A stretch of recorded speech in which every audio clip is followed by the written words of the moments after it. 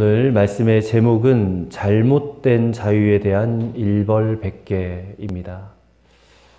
지난주 본문에서 제사장이 위임식 이후에 첫 번째 제사를 드린 다음에 하나님이 응답하셨잖아요. 그 제사에. 그러니까 여호와의 불이 나와서 제물을 불살랐어요. 근데 그 모습을 온 백성들이 보고 소리를 지르고 엎드렸다라고 레위기 9장 24절에서 말씀을 하고 있습니다. 근데 바로 그 다음 본문인 오늘 말씀을 읽어보니까 정말 끔찍한 일이 벌어졌습니다. 무슨 일이 벌어졌느냐? 아론의 아들이었던 나답과 아비후, 이 두 제사장인데 제사를 드리려고 분향을 하러 들어가는데 갑자기 불이 여호와 앞에서 나와서 그들을 삼켜버렸다. 그렇게 2절에서 말씀을 하고 있잖아요. 그래서 죽은 겁니다. 그러니까 이 사건은 성막, 즉 회막을 지어서 하나님께 봉헌 드리는 영광스러운 날에 온 백성들이 지켜보는 그 앞에서 일어난 사건입니다. 1절에 보니까 그들이 그렇게 죽게 된 이유를 말씀하고 있어요. 그들이 여호와께서 명령하지 아니하시는 다른 불을 가지고 분향을 하다가 죽었다. 그렇게 말씀을 하고 있습니다. 자, 제사장의 임무 가운데 하나는 이 성막이 세워지고 나서 거기서 드리는 첫 제사 때 하늘로부터 내린 불씨가 있어요. 그걸 거룩한 불이라고 하는데 그 불씨를 잘 간수해야 돼요. 꺼트리면 안 됩니다.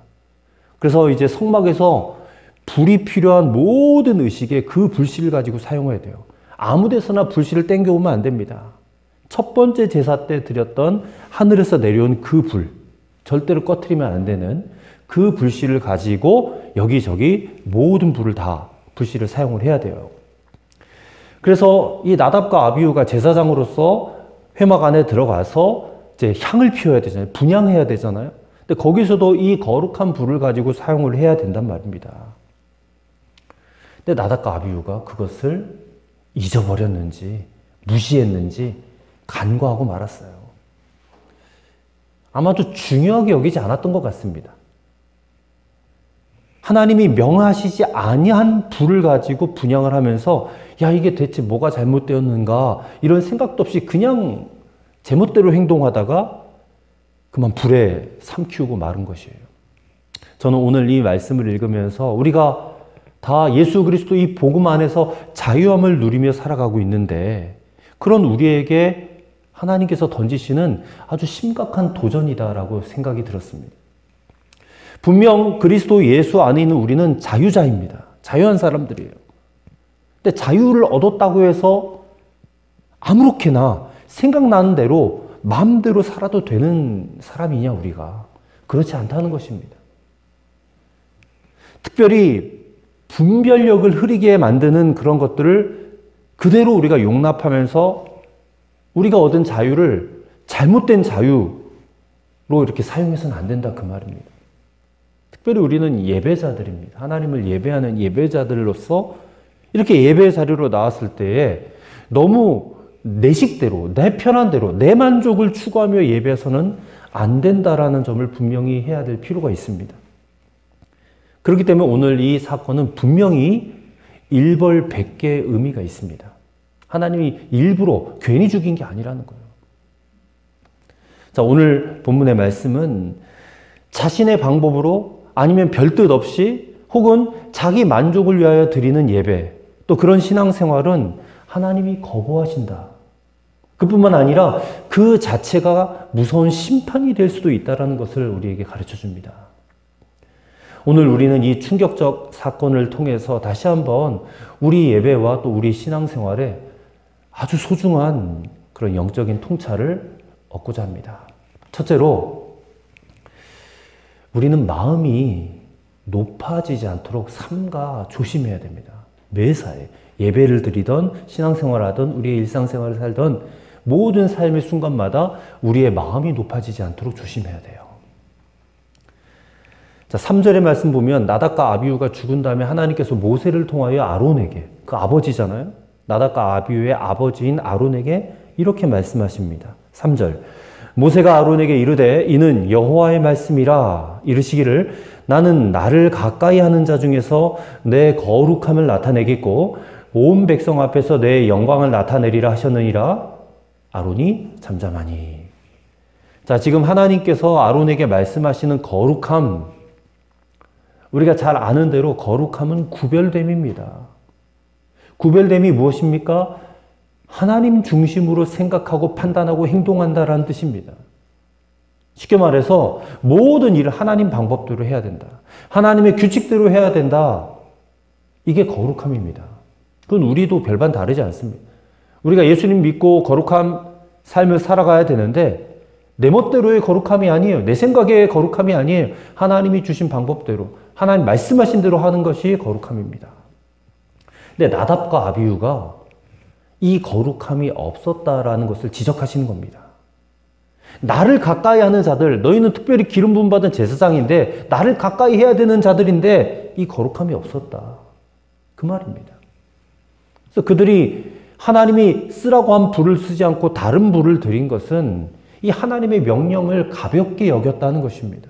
하나님의 일을 대수롭지 않게 생각했다는 것입니다. 이것은 곧 그것을 명령하신 하나님 자신에 대한 두려움을 가지지 않았다라는 그런 말이 돼요. 그것은 그들이 제사장으로 이제 임명받았잖아요. 제사장이 된 다음에 그 마음이 굉장히 높아졌던 거예요. 이게 모든 백성들이 수백만 명의 백성들이 보는 앞에서 제사장으로 기름 부음 받았잖아요. 그게 얼마나 영광스러운 자리입니까? 근데 그 자리에서 그들이 이 젊은 나이에, 어린 나이에 제사장이 됐어요. 단지 아론의 자식으로 태어났다는 것 하나만으로 그렇게 선택돼서 구별되어져서 영광을 받았는데 그만 그들의 마음이 교만해진 겁니다. 그리고 마음이 교만해지면 어떻게 됩니까? 하나님의 법이 생각나지 않는 거예요. 무시되는 겁니다. 우리가 사무엘상 보면 사울도 첫 번째 이스라엘 왕이 된 다음에 길갈에 가서 블레셋과 전쟁을 할 때 무슨 일이 일어나요? 사무엘이 정해진 기간에 와서 제사를 드려줘야 되는데 이 시간에 맞춰서 오질 않는 거예요. 그리고 적군들은 막 밀려오니까 이 왕이 다급해져가지고 사무엘이 와서 그 율법에 따라서 제사를 드린 것을 무시해버리고 자신이 직접 제사를 집례를 해버렸어요. 하나님이 그거를 호되게 책망을 했습니다. 그것 때문에 사울은 버림받은 거예요. 또 이사야서에 보면 우시야 왕이 된 다음에 역시 제사장이 책망을 했어요. 당신이 제사를 드리면 안 됩니다.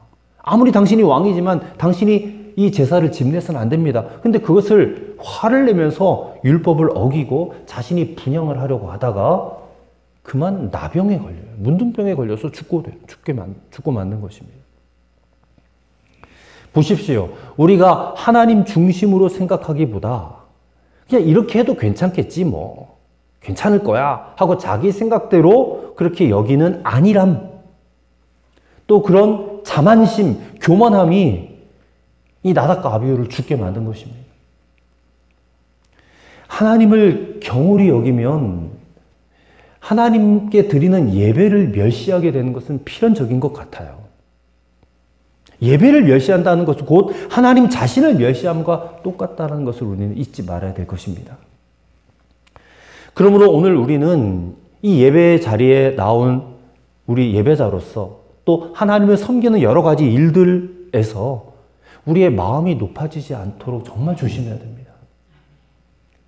사람은 조금만 잘한다 칭찬해주고 조금만 이렇게 영광스러운 자리에 앉아 있으면 금방 마음이 교만해지는 거예요.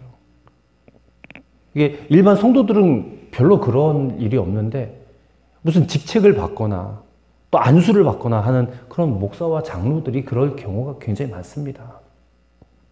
근데 이거를 스스로가 경계해야 되는데 그러지 않고 방치시켜버리면 하나님이 주신 명령을 막 소홀히 여길 여지가 커지게 됩니다. 하나님의 계명을 지키지도 않고 자기 마음대로 행해도 괜찮다라는 그런 생각에 사로잡히고 마는 것입니다. 예배는 철저히 하나님 중심으로 그리고 하나님이 원하시는 방식으로 드려져야 돼요. 그것은 신약 성경에 요한복음에 말씀하셨듯이 영과 진리로 예배 드리는 겁니다. 옛날 성경에는 신령과 진정으로. 근데 신령과 진정, 영과 진리, 이 표현들이 우리가 쉽게 이게 들어오지가 않아요. 근데 영어 성경을 보면 분명히 이렇게 되어 있어요. In spirit and in truth. 그러니까 성령 안에, 그리고 진리 안에 있는 것이 바로 예배드림이라는 겁니다. 교회에 나와서 예배 의식에 참석했다고 예배를 드린 게 아니에요. 이곳에 나와 있지만 마음은 콩밭에 가 있는 경우도 있을 수 있어요. 예배 끝나고 뭔가 일이 있는데, 뭔가 맛있는 것을 먹으러 가야 되는데, 또 친구들하고 연락해야 될 게 뭐가 있는데, 내가 해야 될 일이 있는데, 그런 것에 마음이 뺏겨서 몸은 여기에 앉아 있지만 마음은 딴 데 가 있는 경우, 그는 영과 진리로 드린 예배가 아니라는 겁니다. 그러니까 언제나 우리의 마음 상태가 중요하다는 거예요. 하나님의 영, 성령 안에 있는 것, 그리고 진리의 말씀 안에 있는 것, 그게 예배다라는 거예요. 이게 하나님이 말씀하신 바고 우리에게 요구하시는 예배. 안타깝게도 오늘날 많은 교회와 많은 성도들이 이것을 별로 중요하게 여기지 않아요. 그저 주일 성수하면 됐다. 교회 와서 앉아서 예배 드리면 됐다. 그렇게 여겨요. 그리고 예배를 드려도 그냥 사람의 입맛과 구미에 만든 그런 예배를 추구한다는 겁니다. 사람의 기대, 사람의 눈높이에 맞춘 예배를 그냥 드렸다 하고 그것으로 스스로가 만족해버리는 거예요. 하나님이 만족하셨는가의 여부는 중요하지 않아. 내가 예배에 와서 내가 만족했느냐. 이게 더 중요하다는 거예요. 왜 그런 일이 벌어지는가? 내가 너무 마음이 높아져 있기 때문에 그래요. 이게 바로 잘못된 자유를 외치는 것이다 라는 겁니다. 우리는 예배 1시간 드리면서도 정말 경계해야 될 게 많아요. 혹시 내가 하나님이 원치 아니하시는 그런 예배 드리는 거 아닌가? 내가 만족하고자 하는 그런 예배를 드리는 게 아닌가? 우리는 그런 욕구가 있다면 정말 십자가를 못 박아야 돼요. 사람의 만족보다 하나님께서 우리가 드리는 예배를 만족하시는지의 여부가 훨씬 더 중요해요. 오늘 여러분 각자가, 우리는 집단으로 예배를 드리지만 하나님은 우리의 각자의 예배를 받으십니다. 그래서 하나님이 여러분이 드리는 그 예배를 만족하시는지를 잘 살피시기를 바랍니다. 혹시 내가 원하는 대로, 나 편한 대로, 나 중심의 예배가 되고 있진 않은지, 하나님 말씀하신 대로 영과 진리, in spirit and in truth, 영과 진리로 드리는 하나님 중심의 예배를 드리고 있는지 여러분 잘 살펴보시기를 바랍니다. 우리의 만족보다, 나의 만족보다 하나님의 만족을 더 생각해 나가는 그런 마음을 우리가 가져야 될 거예요. 그런 마음은 절대 높아질 수가 없죠. 하나님 앞에 우리의 마음을 낮추고 하나님이 기뻐하시고 원하시는 예배를 드리는 저와 여러분 되시기를 주의 이름으로 간절히 축원합니다. 두 번째로, 매사에 하나님의 뜻을 분별할 수 있는 그런 예배자가 돼야 돼요. 자, 나답과 아비후에 대한 얘기를 계속해서 해보고자 합니다. 하나님의 명령을 어기고 다른 불로 분향을 하다가 죽임을 당했습니다. 근데 그렇게 그들이 하게 되었던 직접적 원인이 있습니다. 오늘 성경에 나와요. 그 직접적 원인이 뭐냐면 술 때문입니다. 술을 먹고 몽롱한 정신으로 이 하나님의 일을 하려고 할 때에 하나님이 그들을 기뻐하지 아니하시고 죽이셨습니다. 그들은 분명히 술에 취해서 분별력을 상실했던 것으로 보여요. 그렇지 않고서야 어떻게 다른 불로 분향할 수 있었겠는가? 자, 8절과 9절을 보십시오. 여호와께서 아론에게 말씀하여 이르시되 너와 내 자손들이 회막에 들어갈 때에는 포도주나 독주를 마시지 말라. 그리하여 너희 죽음을 면하라. 이는 너희 대대로 지킬 영영한 규례라 했습니다. 나답과 아비후가 죽은 다음에 하나님이 이 말씀을 하셨다는 것을 여러분 주목하셔야 돼요. 그 전에는 이런 규례를 주시지 않았습니다. 이 죽임당한 사건이 있고 난 다음에 이 규례를 주셨단 말입니다. 그러니까 이것을 보면 우리가 충분히 추측할 수 있지 않겠어요? 나답과 아비후는 그것도 독주를 마시고 성막에 들어간 것이 분명합니다. 자, 10절과 11절. 그리하여야 너희가 거룩하고 속된 것을 분별하며 부정하고 정한 것을 분별하고 또 나 여호와가 모세를 통하여 모든 규례를 이스라엘 자손에게 가르치리라. 그러니까 술에 취하는 것은 분별력과 상관이 있다는 것입니다. 분별력과. 술에 취하면 분별력이 계속 유지가 되겠어요? 잃어버리겠어요? 상실되는 거예요. 잃어버리게 되는 것이. 지금 제사장들은 거룩하고 속된 것을 분별해내야 되고 부정하고 정한 것을 분별해내야 되는 그런 사람들인데 또 하나님이 명령하신 규례들을 백성들에게 가르쳐야 될 사명이 있는 사람들인데 그런 제사장들이 지금 술에 취해 있다면 이 정신이 몽롱해가지고 어떻게 분별 있게 할 수 있겠느냐. 나답과 아비후의 실수가 여기 있습니다. 그냥 이건 실수 차원이 아니고 정말 하나님을 망령되이 하나님을 경홀히 여긴 그런 엄청난 죄예요. 그래서 일벌복계로 다스린 겁니다.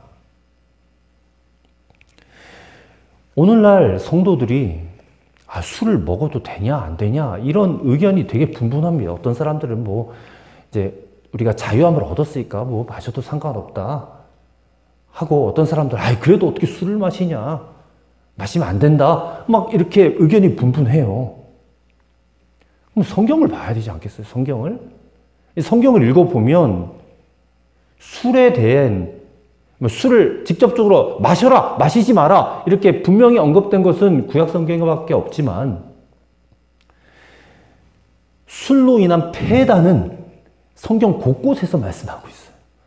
너무나 분명히 술로 인한 폐단을 술 취하면 어떻게 된다. 근데 여러분 우리가 하나님 앞에 바른 정신으로 살기 원하는 사람들이잖아요. 거룩하게 살아야 되는 사람들이잖아요. 그럼 하나님께서 술로 인한 폐단을 말씀하신 그것을 보면서 술이 먹고 싶겠어요? 술을 마실 이유가 없잖아요. 하나님 앞에 거룩하게 살아야 되는데 그렇게 살고 싶은데 물론 자유를 누려요. 복음 안에서 자유를 누리지만 우리는 하나님 앞에서 우리가 누릴 수 있는 자유를 스스로 절제시킬 수도 있어야 돼요. 그리고 그렇게 마음대로 행하는 것은 잘못된 자유다라고 여기고 경계할 줄 알아야 된다 그 말입니다. 그러니까 성경에 보면 술 때문에 실수한 사람들의 이야기가 나와요. 창세기에 봐도 노아, 당대 의인이라고 칭찬받았던 노아도 술 때문에 망신을 당하잖아요. 자기 자식에게 그냥 부끄러운 꼴을 보여가지고 그런 게 성경에 써 있단 말이에요. 또 다니엘서에 보면 벨사살 왕이 이 성전 기명, 예루살렘 성전에서 뺏어가지고 온 금은 기명에다가 거기다가 술을 따로 마시다가 이 손가락이 나와가지고 글씨를 써가지고 그날에 죽임을 당하지 않아요. 여러분 성경에 왜 이런 이야기까지 기록을 해놨을까? 두말하면 잔소리죠. 술 마시지 말라는 얘기잖아요. 특별히 잠언 23장을 읽어보면 술 취했을 때 나타나는 증상에 대해서 이보다 더 정확하게 설명할 수가 없어요. 자, 잠언 23장을 제가 읽어드릴게요. 23장 33절부터 35절에 보면 술 취한 사람의 증상이 이렇게 됐대요. 또 내 눈에는 괴이한 것이 보일 것이요 내 마음은 구부러진 말을 할 것이며 너는 바닷 가운데 누운 자 같을 것이요 돛대 위에 누운 자 같을 것이며 내가 스스로 말하기를 사람이 나를 때려도 나는 아프지 아니하고 나를 상하게 하여도 내게 감각이 없도다. 내가 언제나 깰까 다시 술을 찾겠다 하리라. 이거는 아멘에서는 안 되는 말씀이에요, 여러분. 술 취하면 이렇게 된다는 거예요. 나를 때려도 나 아프지 않고 나를 상하게 해도 나 감각이 없어 술이 취해가지고 그래놓고 또 술을 찾으러 간다는 거예요. 술은 술을 불러요. 자기가 무슨 말을 한지도 모르고 무슨 행동을 한지도 분별하지를 못한다는 거예요. 그러니 술이 취하면 함부로 말하고 취중진담? 그런 얘기 믿지 말아요. 그런 노래도 있고 그런 얘기들도 하는데 아무 말, 해서는 안 되는 말도 말을 하게 되고 함부로 자기 몸을 굴리게 되고 또 함부로 행동하게 돼요. 어떤 게 거룩한 건지, 어떤 게 속된 것인지, 뭐가 부정하고 뭐가 정결한 것인지 분별이 안 되는 거예요. 이게 술 취한 사람의 특징이라는 것입니다. 여러분, 우리는 오늘 하나님 예배하는 이 자리에 예배자로 서 있습니다. 근데 우리 스스로를 분별력을 흐트러뜨리는 술을 즐긴다면, 또 술뿐만 아니라 여러 가지 세상의 쾌락들이 많아요. 우리의 분별력을 흐트러뜨리는 것들. 그런 것들을 즐기고 누리고자 한다면 우리는 나답과 아비후처럼 예배 실패자가 될 뿐인 것입니다. 만약에 제가 여기서 이렇게 설교하고 있는데 술에 취해 있다고 생각해 보세요. 막 무슨 말을 하는지도 모르겠고 발음이 막 흔들리고 횡설수설하고 논리적이지도 않은 말을 제가 하고 있다면 여러분, 제가 얼마나 한심스럽게 보이겠어요. 근데 그런 것보다 더 치명적인 것은 뭐냐? 하나님이 얼마나 모독을 받으시는 것이에요. 그러므로 여러분, 우리는 정신을 차리고 하나님의 이 말씀을 경고의 말씀으로 받아들여야 될 줄로 믿습니다. 우리가 예수 안에서 자유를 누린다고 해서 모든 것을 제멋대로 해서는 큰일 납니다. 하나님이 엄중히 명하신 것들을 우리는 지켜나가야 될 줄로 믿습니다. 어떤 사람은 뭐 주일만 거룩하게 지키면 되지 뭐 하고 나머지 6일은 세상에서 제멋대로 방탕하게 살아가요. 그래도 된다고 생각하는 겁니다. 이 잘못된 자유를 누리는 거거든요.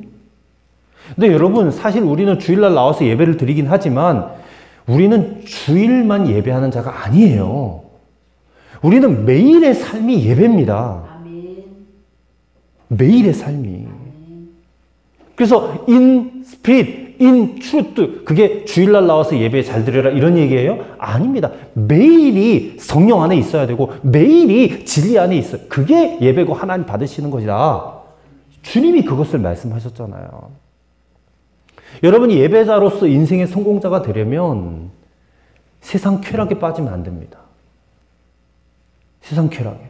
대표적으로 이제 술을 언급을 했지만 술과 같이 우리를 빠지게 만들고 분별력 없게 만드는 것들이 얼마나 많은지 몰라요. 뭐 게임 중독도 있고 마약 중독도 있고 담배 중독도 있고 많습니다. 세상 쾌락들이. 거기 빠지면 안 돼요. 어떤 사람들은 에베소서 5장 18절 말씀에 술 취하지 말라 했지 술 먹지 말라 그랬냐 이거 가지고 궤변을 늘어놓는 사람들도 있어요. 그런 말에 혹해가지고 스스로를 합리화시키면 안 돼요. 왜냐하면 술이라는 것은 그 자체가, 그 본질이 취하는 것에 목적을 둔 것이기 때문에. 그래서 여러분, 포도주나 독주나 술은 입에도 대지 마세요. 그게 뭐 건강에 좋다, 그래도 입에도 대지 마세요. 성경이 금하는 것은 안 하는 것이 좋습니다. 술 취하지 말라. 이는 방탕한 것이니, 분명히 성경이 말씀했어요. 방탕한 것이니, 그러면서 대안을 말씀하세요. 오직 성령의 충만을 받으라 그랬어요. 우리는 술 취할 것이 아니라 성령에 취해야 돼요. 그래야 하나님의 뜻을 매사에 분별할 수 있는 자가 되지 않겠습니까? 술이 아닌 성령에 취하시는 저와 여러분 되기를 소망합니다. 성령이 충만하여서 온전한 정신과 건강한 몸으로 우리 주님 언제 다시 오실지 모르지만 곧 다시 오실 것 같아요. 그 주님 오실 때까지 예배자로서 성공하는 그런 우리 위치수 교회 성도 여러분들이 되시기를 주님의 이름으로 간절히 부탁을 드립니다. 아멘. 마지막 세 번째로 우리의 마음 중심이 하나님께 합당한 예배자, 하나님께 합당한 예배자가 되어야 한다는 것입니다. 자, 이 제사를 드리다가 두 아들이 죽어버렸으니 아론이 아버지로서 얼마나 황망했겠습니까? 근데 하나님께서는 아론에게 너 슬퍼하지 마. 슬퍼하지 마라. 하고 명령하셨어요. 여전히 대제사장으로서의 사명이 있기 때문에. 근데 오늘 본문을 우리가 다 읽었는데 그 다음에 또 문제가 생겨요. 아론에게 4명의 아들이 있었습니다. 첫째 아들이 나답, 둘째 아들이 아비후. 두 사람이 죽었습니다. 셋째 아들이 엘르아살, 넷째 아들이 이다말입니다. 그러니까 엘르아살과 이다말이 또 문제를 일으켰어요. 무슨 문제를 일으켰느냐? 속죄제로 바쳐드린 염소를 제사장의 응식, 그러니까 제사장이 취해야 될 소득, 그러니까 먹어야 될 부분을 먹지 않고 그냥 다 불태워버린 거예요.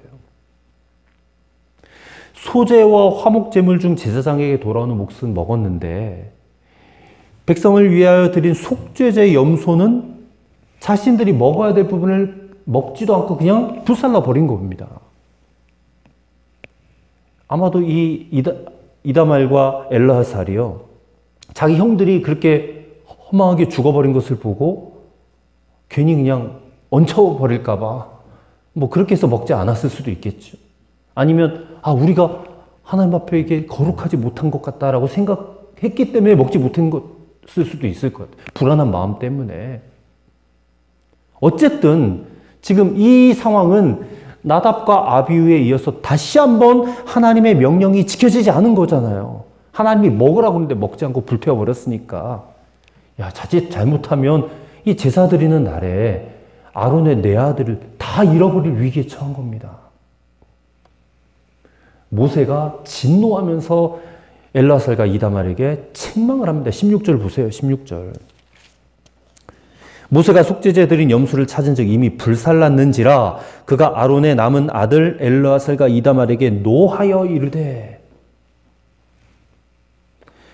하지만 이 두 아들의 죽음 앞에 잠잠했던 아버지 아론은 이제 입을 열어서 침착하게 자신의 속마음을 이야기하기 시작합니다. 19절의 말씀 보십시오. 19절. 아론이 모세에게 이르되 오늘 그들이 그 속죄제와 번제를 여호와께 드렸어도 이런 일이 내게 임하였거늘 오늘 내가 속죄 제물을 먹었더라면 여호와께서 어찌 좋게 여기셨으리요. 자, 그날은 첫째 아들과 둘째 아들 나답과 아비후가 죽은 날이에요. 그렇게 어떻게 보면 변을 당한 날인데 이런 마음으로 음식을 먹는 것을 하나님께서 과연 기뻐하시겠느냐라는 말을 하는 겁니다, 지금. 이런 날에는 오히려 더욱 근신하고 하나님 앞에서 제물 먹는 것은 하나님 별로 기뻐하지 아니하실 것 같아서 자신의 권리를 포기한 것이다라고 지금 해명을 하고 있는 겁니다. 제사장이 마땅한 분깃이잖아요. 그 가슴고기와 흔들어드린 뒷다리 가장 좋은 부분 그 제사장이 먹는 거라고 그랬잖아요. 근데 그것을 내려놓고 포기하고 근신한 겁니다. 근데 그 이야기를 듣고 모세가 아론의 그 말을 기쁘게 여겼다 그랬어요. 20절 말씀에. 모세가 그의 말을 듣고 좋게 여겼다라 그랬습니다. 그러니까 모세는 아론의 그 중심을 옳게 여긴 거예요. 좋게 여긴 거예요. 그리고 하나님도 그들을 멸하지 않으셨어요. 죽이지 않으셨습니다. 자, 이것을 보면 구약 시대에도 이 율법은 그 근본 사상이 문자 그대로 지켜야 된다 이게 아니라 마음 중심이었구나라는 것을 우리가 깨닫게 되는 것 같아요. 여러분, 율법은 그 중심 사상이 중요합니다. 문자 그대로 그를 지켜 행했느냐 그거보다 그 마음 중심이 어떠하냐가 더 중요하다 그 말이에요. 여러분, 아론의 19절 이 아론의 말은 과장이 아닙니다. 거짓말도 아니에요. 비록 하나님께서 말씀하신 원칙은 지키지 않았지만 그렇다고 해서 그들이 하나님을 불신한 건 아니에요.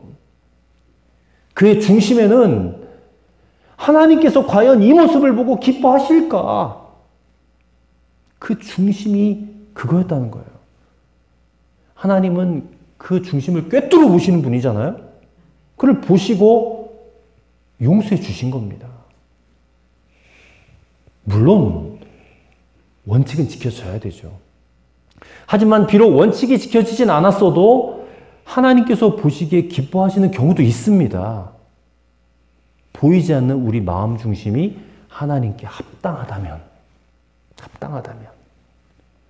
여러분, 하나님이 저와 여러분을 보실 때에 우리의 마음 중심이 과연 거룩하고자 하는 그런 마음이 있는지, 과연 하나님의 말씀에 순종하고자 하는 그런 마음이 있는지, 과연 내 삶을 전체를 통해서 하나님께 영광 돌리고자 하는 그런 마음이 있는지 하나님은 그 중심을 보신다는 것입니다.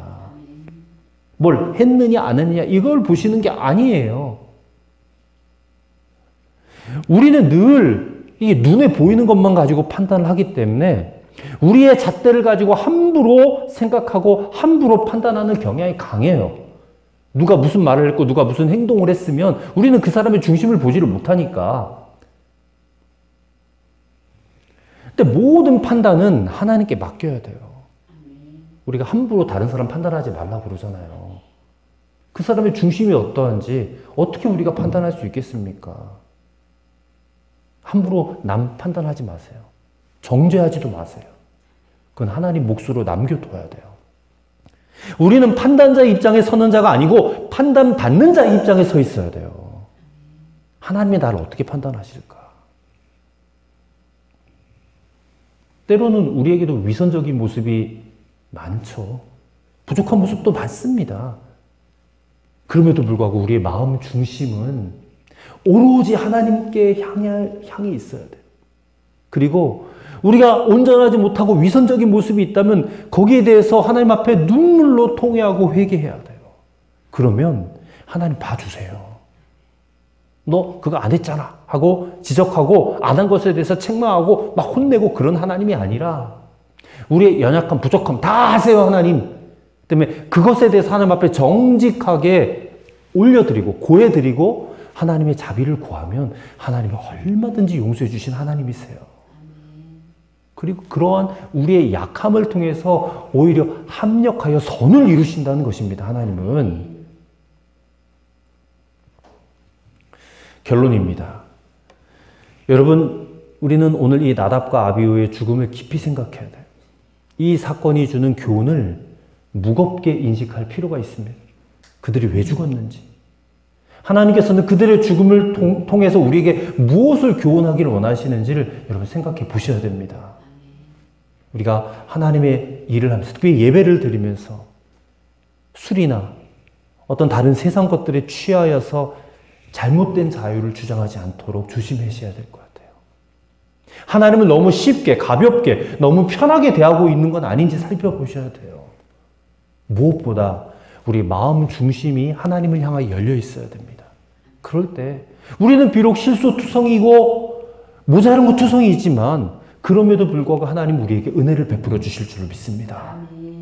저와 여러분의 중심이 하나님께 합당하기를 간절히 소망합니다. 오늘 우리가 드리는 이 예배도 정말 영과 진리로 그 안에서 드려지는 예배가 되고 우리의 중심이 하나님께만 향하여 있는 그런 예배자로 우리가 살아가시는 여러분과 저가 되기를 주의 이름으로 간절히 축원합니다. 기도하겠습니다. 하나님을 믿으며 복음의 자유를 누리는 저희들이 혹시라도 잘못된 자유로 치우치고 있는 건 아닌지 나답과 아비후와 같이 교만하여서 하나님을 경홀히 여기는 죄를 범할까 두렵습니다. 오늘 이 충격적 사건을 통하여서 다시 한번 우리가 누리는 자유가 하나님 안에서만 누릴 수 있는 성숙한 자유로 만들어가게 하여 주옵소서. 예수님의 이름으로 기도합나이다. 아멘.